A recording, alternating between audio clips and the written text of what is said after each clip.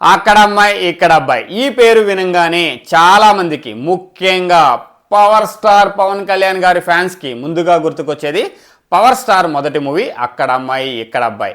ఈ సినిమా పేరుని రీమేక్ చేస్తూ ప్రదీప్ మాచిరాజు, ఇతని పేరు బుల్లితెర అభిమానులకి సుపరిచితం. ఒక యాంకర్గా ఒక టైంలో ఒక వెలుగు వెలిగాడు.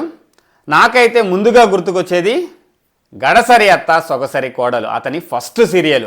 అది అతనికి ఎంత ఫేమ్ తెచ్చిపెట్టిందంటే, అత్తా కోడళ్ళు ఈ సీరియల్ వస్తుందంటే టీవీ ముందు కూర్చొని లెగిసేవాళ్లే కాదు, ఆ రేంజ్లో ప్రజాదరణ పొందింది.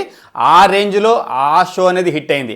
ఆ తర్వాత కొంచెం టచ్లో ఉంటే చెప్తాను, తర్వాత డీలో ఒక యాంకర్గా ఒక మంచి అంటే ఒక ట్రెండ్లో ఉండేవాడు అనమాట. ప్రదీప్ మాచిరాజు అంటే యాంకర్గా ఒక నెక్స్ట్ లెవెల్ నేమ్ అయితే తెచ్చుకున్నాడు. తర్వాత 30 రోజుల్లో ప్రేమించేది ఎలా సినిమా తీసి యావరేజ్ అయినా కానీ సినిమా చాలామంది ఆదరణ పొందింది.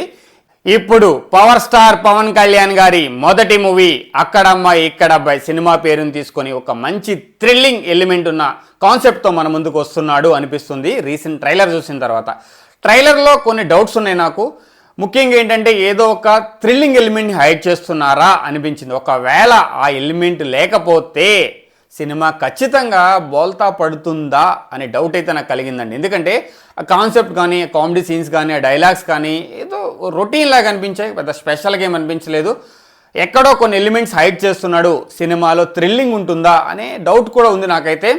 ఎందుకంటే చాలా కాలం వెయిట్ చేసి వచ్చిన మూవీ ఇది. ఖచ్చితంగా ఏదో ఒక ఎలిమెంట్ అయితే ఉంటుంది. ఒక కామెడీ అయితే సినిమాలో కనిపిస్తుంది, కానీ అది ఒక రొటీన్ లాగా అనిపించింది. కాన్సెప్ట్ కూడా రొటీన్ లాగా అనిపించింది. ఒక ప్రామిస్తో చిక్కుల్లో పడ్డ హీరోయిన్ని కలుసుకొని అక్కడ ఒక ప్రేమ కథ అనేది బిల్డ్ అవుతుంది. అలాంటి టైప్ ఆఫ్ స్టోరీ లాగానే కనిపించింది. సో స్పెషల్ ఎలిమెంట్ అయితే ట్రైలర్లో నాకు ఎక్కడా కనిపించలేదు, ఎక్కడో హైడ్ చేశాడేమో అనిపించింది. ఒకవేళ సినిమాలో స్పెషల్ ఎలిమెంట్ థ్రిల్లింగ్ ఎలిమెంట్ లేకపోతే మాత్రము 30 రోజుల్లో ప్రేమించడం ఎలా సినిమా లాగానే దాంట్లో కూడా కొన్ని ఎలిమెంట్స్ ఎందుకో చాలా డౌన్ఫాల్కి వెళ్ళిపోయాయి. అంటే సినిమా మీద ఎక్స్పెక్టేషన్స్ హెవీగా లేకపోయినా కానీ కొన్ని ఎలిమెంట్స్ డౌన్ఫాల్కి కారణమయ్యాయి అనమాట. అలాంటి ఎలిమెంట్స్ ఇక్కడ కూడా ఉంటే, అంటే డౌన్ఫాల్ ఎలిమెంట్స్ ఉంటే మాత్రం సినిమా ఆడడం చాలా చాలా కష్టం. ట్రైలర్ అంత పెద్ద ఇంటెన్సివ్గా నాకైతే అనిపించలేదు.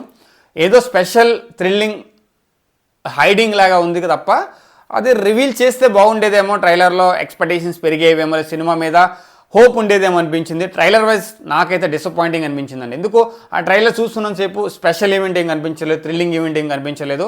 సో చాలామందికి చాలా రకాలుగా కనిపించవచ్చు. రెగ్యులర్గా మూవీస్ని చాలా క్లోజ్గా ఫాలో అయ్యి రివ్యూస్ ఇచ్చే, ట్రైలర్స్ని చూసి రివ్యూస్ ఇచ్చే మేబీ నాలాంటి చాలామంది ఉన్నారు. వాళ్ళకి వేరే దృక్పథం, అంటే వేరే ఆలోచన, వేరే పాయింట్ ఆఫ్ వ్యూ, వేరే కోణంలో ఆలోచిస్తారు. నా పాయింట్ ఆఫ్ వ్యూ డిఫరెంట్గా ఉండొచ్చు. బట్ చాలాసార్లు నేను ఆలోచించింది, నేను రివ్యూ చేసింది చాలాసార్లు అంటే సక్సెస్ రేట్ ఎక్కువ ఉంది. కాబట్టి మిమ్మల్ని నమ్మాలని కాదు, మీరు నమ్మాలని కాదు, బట్ నాకైతే ఆ పాయింట్ ఆఫ్ వ్యూలో సినిమా ఎక్కడో డౌన్ఫాల్ ఉంది. ట్రైలర్ని బట్టి సినిమా ఎక్స్పెక్టేషన్స్ అంత లేవు. సో సినిమా మీద హోప్స్ తక్కువ అనిపించింది నాకైతే. సో అది నా ఒపీనియన్ అండి. కామెడీ పరంగా రొటీన్ కామెడీ అయినా సరే కామెడీ మూవీస్కి మన వాళ్ళ ఆదరణ ఉంటుంది. Maybe thrilling and special element ఏమన్నా డైరెక్టర్ హైడ్ చేసి సినిమాలో మనల్ని థ్రిల్ చేయొచ్చు. సో వెయిట్ చేద్దాము. ఇంకా కొన్ని రోజుల్లోనే కదా, April 11th రిలీజ్ అవబోతుంది.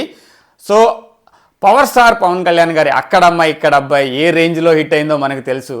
అసలు ఎంత అంటే అతని ఫస్ట్ మూవీ అసలు నెక్స్ట్ లెవెల్ అనమాట. అంటే మెగాస్టార్ గారి తమ్ముడు అన్నదానికంటే సినిమాలో కంటెంట్ కానీ ఆయన యాక్టింగ్ కానీ ఆ ఎలిమెంట్స్ కానీ నెక్స్ట్ లెవెల్.